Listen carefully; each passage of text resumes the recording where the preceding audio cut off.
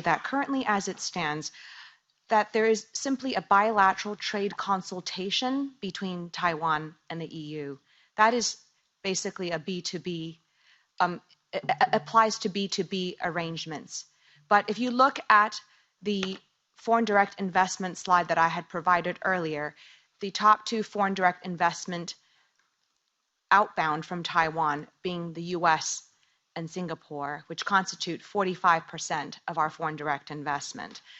Those two have already entered formal G2G arrangements with Taiwan.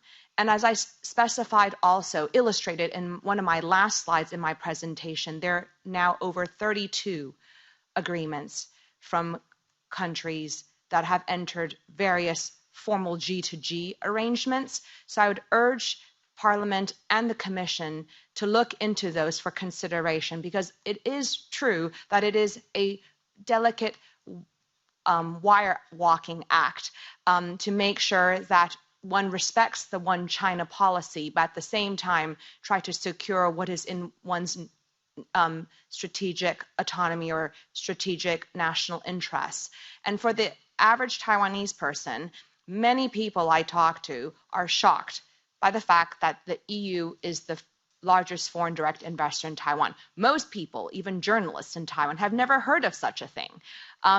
My husband is Belgian, and I've lived in Europe. I worked in the city in London in banking. So, I understand the dynamics between Taiwan and Europe much more than the average person.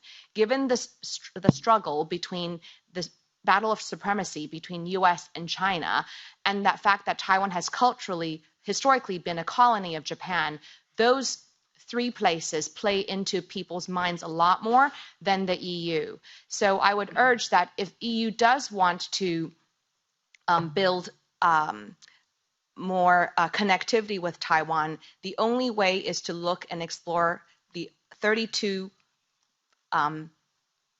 arrangements that have been illustrated, and to take forth from that point. And in addition, of course, a lot of the areas that have been mentioned today as well through sectorial but government-to-government arrangements.